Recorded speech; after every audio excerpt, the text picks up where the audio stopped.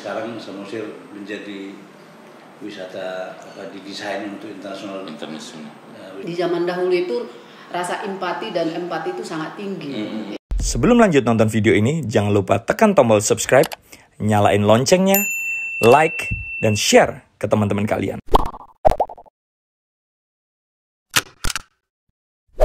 Salam delegasi, sahabat delegasi, kita pada acara podcast kali ini kehadiran dua tamu kita dari asal Samosir yang kini mereka menjadi perantau asal Samosir.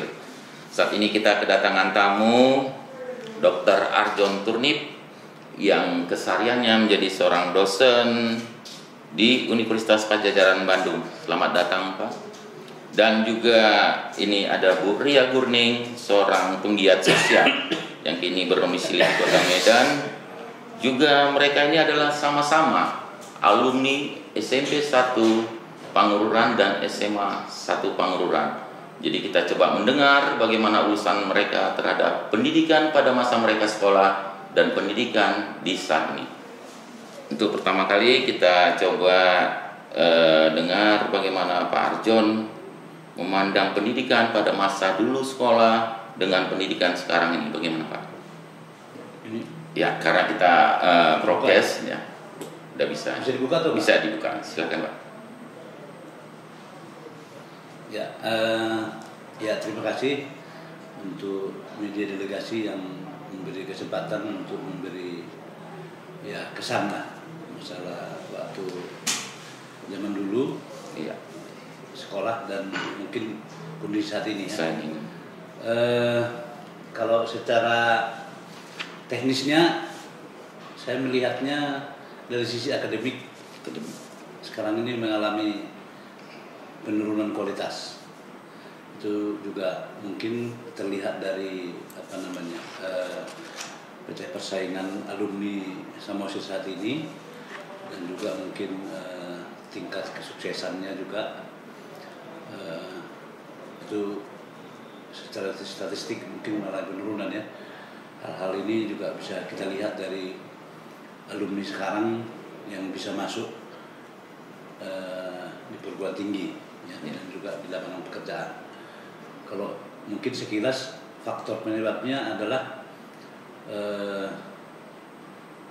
satu mungkin yang pasti pengaruh budaya luar yang bercampur dengan budaya lokal, yang memang di sini kalau saya lihat ada minimnya peran pemerintah untuk menjaga kestabilan budaya lokal itu sendiri akibat masuknya budaya dari luar Samosir lah tentunya, yang membuat memang karena pondasinya motivasi untuk berjuang itu ada di budaya itu sendiri, dan itu yang memang terlihat dari daya juang anak-anak sekarang itu sangat menurun. Terlihat kalau misalkan kita kasih beban sedikit dia sudah menyerah.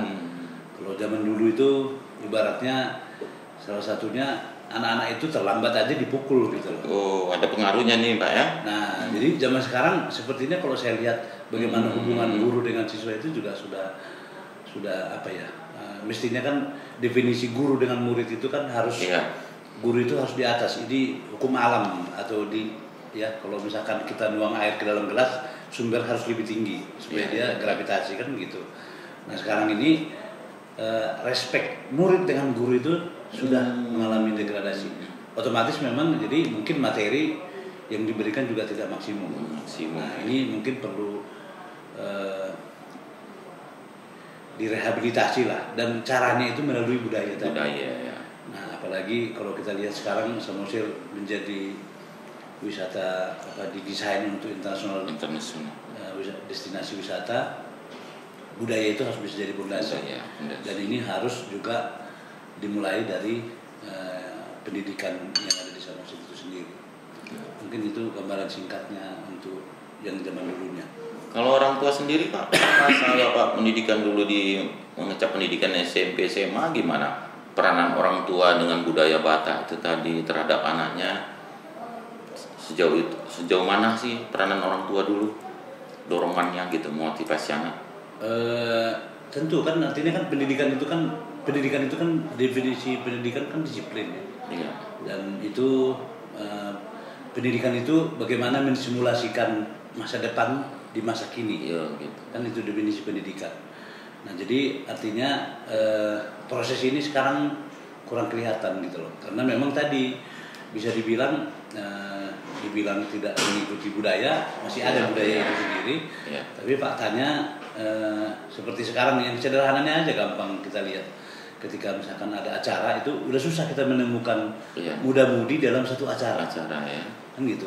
Padahal kan sebenarnya kan ketika melibatkan muda-mudi dalam satu event itu kan simulasi bagaimana mereka bekerja sama, bagaimana mereka melayani, ya, adaptasi sama lingkungannya, ya terutama tadi melayani.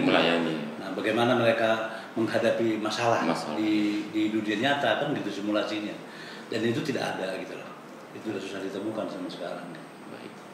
Oke, ke Bu Ria, Bu Ning ini sama-sama mengecap bangku SMP, SMA nih ya di Samosir.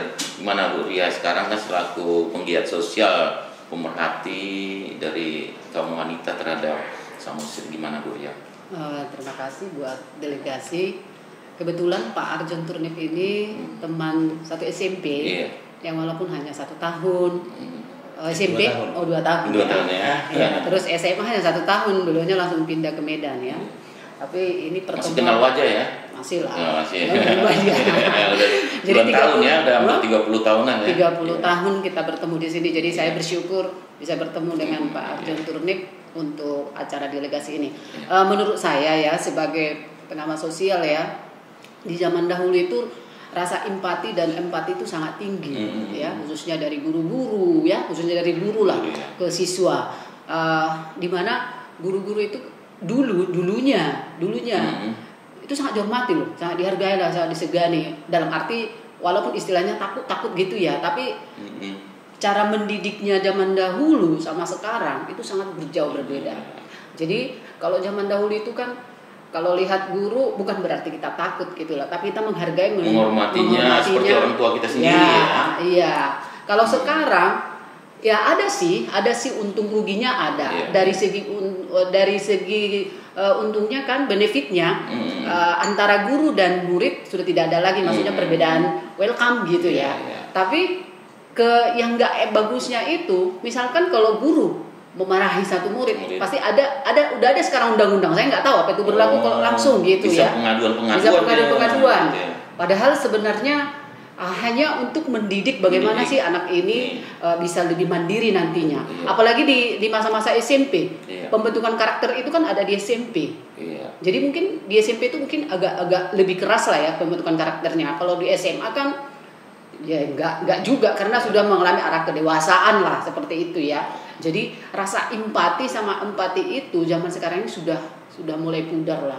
Jadi harapan saya nantinya dari segi pendidikan itu orang tua dan guru dan murid harus bersinergi. Jadi saling membantulah bagaimana sih nantinya pendidikan itu bisa dicapai dengan bagus. Apalagi sekarang di masa pandemi ya kan. Banyak sekarang khususnya apalagi kalau dia sekolah swasta, sudah banyak loh yang nggak sekolah anaknya. Kenapa? Karena online ini kan pengaruh sekali gitu loh. Jadi dalam pembentukan karakter itu memang kalau sekarang itu sudah sangat menurun, dan itu kan maksudnya itu bukan keinginan kita loh, tapi memang alam yang membuatnya hal seperti itu. Jadi memang justru sekarang itu memang kerja keras itu lebih utamakan dari orang tua, guru dan murid. Memang harus bersinergi untuk mempertahankan empati dan empati tersebut. Padahal ada budaya Batak dulu motonya anak koki itu hamoran jauh ya. Itu. Nah, tapi sekarang sudah memudar kalau saya itu. Oke. Pak Arjon sendiri memandang ini terhadap kemajuan teknologi terhadap budaya Batak dulu itu seperti apa sih pengaruhnya, Pak? Ada nggak mempengaruhi merosotnya pendidikan itu atau seperti apa? Nah, jadi memang ada, kalau zaman dulu itu pilihannya kan tidak banyak. Ya kalau nggak bantu orang tua, sekolah atau sedikit mungkin bermain, dan itu juga terbatas kan gitu kan. Karena memang orang tua dulu kan jauh lebih disiplin. Ya, jadi faktor budaya di zaman dulu itu sangat tinggi, dan budaya itulah yang membangun disiplin itu sendiri. Nah sekarang budaya itu bergeser. Ada aktor masuk tadi hukum itu tadi, kalau misalkan marahin anak itu ada perlindungan anak segala macam gitu. Ini saya pikir, menurut saya ini juga terlalu ikut campur ini. Masalah perlindungan anak ini kan relatif kan gitu. Ini kalau betul-betul dilakukan sih mungkin, tapi kebanyakan ini jadi disalahgunakan, bahwa memang ada kesannya kita tidak boleh disiplin sama anak kan gitu. Disiplin itu kan macam-macam. Nah itu yang pertama. Nah sekarang ini kan pilihan banyak. Nah, dan terutama dengan masuknya teknologi, anak-anak punya pilihan lain yang cenderung tidak terkontrol. Nah ketika budaya makin makin menurun, sementara tadi pilihan anak-anak ini makin banyak, bisa main game, bisa nonton segala macam gitu loh. Nah ini membuat memang disitulah letaknya kemerosotan itu. Nah ditambah lagi faktornya rata-rata guru-guru sekarang ini kurang up to date dengan perkembangan teknologi itu sendiri. Sementara anak-anak itu cepat mereka mengikuti perkembangan teknologi, dan guru tidak up to date, sehingga memang terjadi miss di sini. Nah untuk itu memang hal yang bisa dilakukan itu terjadi adalah budaya, contoh misalnya gitu. Kalau zaman dulu kan orang pakai celana pendek juga tidak boleh. Nah sekarang kan anak-anak kan jadi juga, karena dia harus melihat berbagai seperti dunia ini seperti transparan. Ketika budaya tidak kuat di belakang, nah ini yang membuat anak-anak ini memang jadi susah dikendalikan. Ini mungkin jadi perlu ya. Di baru-baru ini juga kita mencoba menghidupkan ini. Salah satunya kita mengusulkan itu untuk membuat festival budaya musik tradisional lah. Sekaligus kita untuk saya sebenarnya tujuan utamanya adalah pengen mengukur, pengen mendapat ukuran tingkat eksistensi dari budaya itu di anak-anak zaman sekarang itu setinggi apa.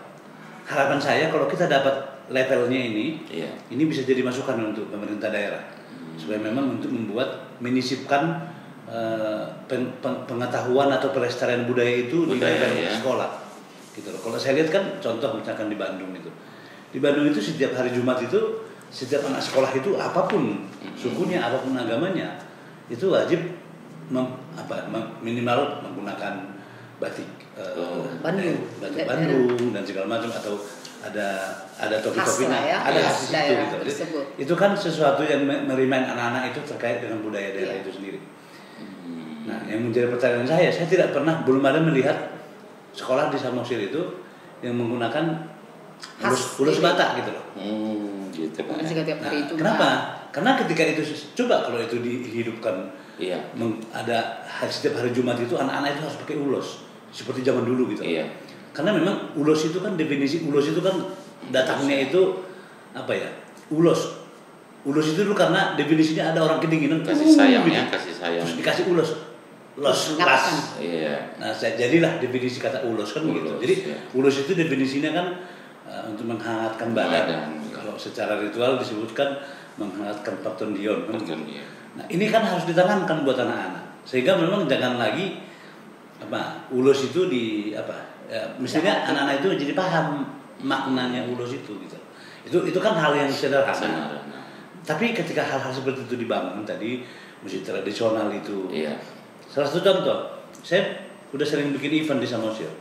Saya tanya pemerintah, saya pengen loh anak-anak SD bikin tari-tarian tradisional. Itu susah ditemukan.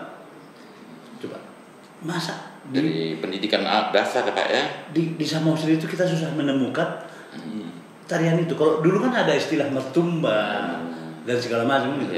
Sekarang kan karena masuknya budaya asing itu tadi, itu budaya lokalnya hilang. Jadi seolah-olah mertumba itu sesuatu yang asing yang sekarang, yang kolot gitu loh. Nah gitu jadinya. Jadi atau nyanyi lagu Batak itu seseorang yang ketinggalan zaman. Jadi yang keren itu mungkin nyanyi lagu Barat segala macam. Nah ini kan pergeseran ini yang tidak kita sadari, bahwa memang ini juga menggerus disiplinnya kita. Karena kan pondasinya kita, kalau kita boleh lihat coba, anak-anak kita lahir di kota, kita bilang orang Batak, dia nggak paham Batak loh. Jangan-jangan bahasa Batak juga nggak paham. Ya. Kita bilang orang Jawa enggak, kita bilang orang Sunda juga enggak. Lantas orang apa? Identitasnya. Jadi anak-anak zaman sekarang itu banyak yang kehilangan identitas. Karena dia tidak memiliki karakter, pondasinya itu nggak ada. Gitu. Baik. Bu Ria sendiri melihat kearifan lokal menjadi digali potensi untuk membentuk karakter anak didik itu seperti apa? Seperti disampaikan Pak Arjun tadi ya, mengenai pembudayaan penggunaan ulos lah ya. Penggunaan ulos itu mungkin anak-anak itu kan merasa kalau ulos itu kan hanya untuk ada pesta atau kematian gitu. Yang mungkin sekarang saya tidak tahu apakah ada di SMP atau SD itu mata pelajaran bahasa Batak. Kalau dulu kan kayak kami kan masih ada ya, tapi nggak tahu sekarang. Itu kalau memang saat ini sudah hilang, itu harus ada minimal anak-anak itu mengenal, mengetahui. Jadi suatu saat pergi ke daerah manapun bahasa itu tidak akan lupa. Terus yang kedua mengenai penggunaan ulos ini saya setuju gitu loh. Saya setuju mungkin hari Jumat hari Jumat bolehlah mungkin atau kalau mungkin agak berat ya mungkin atau rompi bikin jadi ulos. Jadi penggunaan ulos ini akan semakin berkembang. Terutama ya bila kita ikan nanti dari UKM-nya ini juga sangat pengaruh. Dan ini di samping anak-anak juga mengenal, mengetahui, menambah wawasannya mengenai budaya, UKM-nya pun bisa karena mereka pun akan bergiat nantinya dengan adanya penggunaan ulos ini ya. Jadi harapan saya nantinya mungkin ke Dinas Pendidikan dan Dinas Kebudayaan lah ya. Mungkin harus dipikirkan juga ini atau enggak diadakan aja seminar gitu loh, terus diundang semua kepala-kepala sekolah atau dinas pendidikan untuk dia dibikin aja kayak musyawarah atau kayak seminar lah untuk menciptakan penerapan penggunaan ulos ini yang memang sangat besar sekali pengaruhnya, khususnya masukkanlah bahasa Batak itu kan hilang. Coba ditanya mungkin muridnya, coba dulu Horas, mungkin belum tentu mereka bisa menulis aksara Batak. Pasti karena itu sudah hilang. Walaupun dengan catatan yang selama ini dikatakan pemerintah menggunakan bahasa Indonesia yang baik dan benar. Oke, boleh dan itu memang harus dilaksanakan. Tapi jangan sampai ditinggal dengan budaya kita itu, yaitu bahasa Batak itu, seperti itu. Jadi berpengaruh sekali ya pada saat apalagi saat pandemi ini tidak ada tatap muka, berarti memang itu akan semakin menjauhkan itu ya, Pak? Iya, akan semakin menjauhkan. Jadi komunikasi juga, cara berbahasa juga. Bagaimana sih kita dibatasi dengan teknologi, dengan laptop ataupun handphone gitu ya, yang hanya komunikasi. Kita nggak tahu. Entah mereka serius mendengarkan atau enggak, kita nggak tahu. Karena tidak, sedangkan langsung aja masih banyak yang pura-pura. Apalagi melalui media seperti itu, ya kan? Seperti itu. Jadi gimana Pak Arjon harapannya untuk pendidikan di Samosir, pesan moralnya seperti apa Pak yang bisa Bapak sampaikan? Ya, sebenarnya dari dulu ini udah kita sampaikan ya melalui dinas pendidikan ya. Kalau memang sistem pendidikan itu harus direnovasi karena memang sebenarnya pemerintah juga memberikan wewenang kepada dinas-dinas terkait untuk mendesain itu sesuai dengan karakter daerah itu sendiri. Nah, saya nggak tahu apa yang terjadi, kenapa ini tidak begitu minim ya. Karena memang sekarang kan sebenarnya contoh misalkan ini istilah toka gitu atau marobu atau ini mungkin ini udah jarang kelihatan ini sekarang.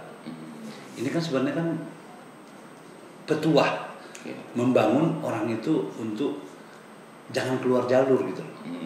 Baik dari sisi bahasa. Bahasa itu adalah itulah yang membentuk karakter anak itu gitu. Jadi kalau sampai bahasa Marobu dengan toka aja sudah hilang, jarang ditemukan, mungkin atau bahkan sudah hilang. Berarti kan anak ini kan bisa dibilang uncontrollable gitu. Kan itu kan larangan. Jadi ketika seorang anak tidak pernah dilarang, seperti apa jadinya? Ini ibarat mobil tanpa rem gitu. Kurang lebih begitu gitu. Nah, jadi ini mungkin juga tadi definisi ulos gitu ya. Ulos itu kan sesuatu yang sakral sebenarnya. Mestinya ini kan terlepas itu tadi kan sebenarnya kan terlepas ini kita tidak percaya itu tidak, tapi kan di sana ada filosofi. Salah satu contoh sebenarnya gini, kalau ada danau gitu, itu orang tua itu ini masalah berbohong atau strategi. Kalau ada misalkan danau itu orang bilang, oh jangan ke situ, situ ada penunggunya. Ini kan filosofi, ini sebenarnya kan strategi orang tua supaya kita jangan berenang ke situ, takutnya tenggelam. Mitos yang membuat bangun kebaikan ya? Ya, sesuatu ya kalau saya bilang sih berbohong demi kebaikan. Kalau dibilang kamu jangan berenang situ nanti kamu tenggelam, Pak. Anaknya, saya kan bisa berenang. Nah, tapi ketika dibilang seperti itu akan membuat orang itu tidak berenang di situ. Saya sekarang menerima mahasiswa. Ini kami ada di pintu gerbang sebelum anak-anak generasi muda itu dilepaskan ke dunia nyata. Kan gitu. Ini udah susah menemukan ditegur itu tadi seperti yang dibilang Ibu Ria tadi, ditegur itu dia udah marah, bisa pergi, disuruh itu dia udah berani bilang saya nggak bisa Pak, yang seperti ini. Padahal sebenarnya terus juga kadang mengirim surat juga dia itu kadang dia udah nggak ada etikanya kan cara ngirim surat macam-macam lah, dan itu dasarnya kebudayaan tadi. Jadi harapan kita ke depan memang ya mungkin melalui kita yang dari perantau atau dari akademisi atau mungkin juga dari pegiat sosial dan segala macam duduk bersama, mestinya dinas pendidikan harus mengundang, merumuskan gitu loh. Silahkan nanti dipilih, nggak harus kita mengikuti apa kata kita, tapi dari situ mestinya dinas pendidikan bisa memilah yang mana yang kira-kira memang yang bisa dilakukan untuk demi kebaikan gitu. Karena memang saya salah satu contoh kita sebagai akademisi kan ini kan jadi tolak ukur kan bahwa memang kita akan menerima mereka itu seperti itu gitu loh adanya, kurang lebih mungkin itu. Iya, baik. Bu Ria, untuk penutupan bagaimana harapan Bu Ria selaku penggiat sosial terhadap dunia pendidikan di Samosir? Harapan saya hampir sama ya sama Pak Arjan Unip. Jadi dinas pendidikan itu lebih ekstra lah untuk saat ini, kerjasama dengan guru-guru ataupun orang tua, jadi bersinergi lah untuk memajukan pendidikan khususnya di Kabupaten Samosir dengan catatan tumbuhkanlah kasih itu, karena saat ini saya rasa kasih itu sudah kurang dalam arti saling menghargai, ya itu sudah saling menghormati, saling tegur menegur pun sudah banyak sindir menyindir gitu ya. Apalagi kalau misalkan anaknya lolos ke negeri yang ini swasta, sudah ada merasa aduh anakku kok begini, maksud saya jangan sampai menimbulkan seperti itu. Jadi ada kesenjangan sosial lah istilahnya di situ ya. Jadi harapan saya Pemkab Samosir itu jangan menunda untuk hal seperti ini, karena anak-anak itu kan generasi muda untuk meningkatkan kemajuan di Kabupaten Samosir. Anak-anak muda itu harus step by step itu harus lebih maju lagi, lebih hebat lagi dari yang sebelumnya. Kalau kami kan yang bukan dibilang generasi tua ya, tapi setengah-setengah lah masih. Artinya sudah melewati hal seperti itu. Dan menikmati ini ya. Udah menikmati itu. Sudah menikmati, justru sebenarnya kami yang kami ini dulunya menikmati malah lebih bagus, lebih bersahaja gitu loh dibanding dengan sekarang. Jadi saya mengharapkan nantinya tidak usah kami dilibatkan sama sekali, tidak. Kami hanya memberikan saran, silahkan diadakan musyawarah ataupun seminar-seminar dulu lah. Mungkin agak berat ini ya, untuk nggak mungkin langsung rapat langsung jadi, tidak. Ini pasti butuh proses lah, karena ini kan harus ada persetujuan dari Pemkab Samosir atau bupati atau dinas terkait lah, atau bersama-sama dengan masyarakat khususnya orang tua. Jadi harus memang diundang benar-benar untuk menyampaikan bagaimana nanti pendidikan di Kabupaten Samosir ini. Demikian. Baik, terima kasih Pak Arjon, Bu Ria. Sahabat delegasi, kita telah mendengar dari dua orang asal perantau Samosir yang kini sukses di perantauan, memperhatikan dunia pendidikan di Samosir. Salam delegasi.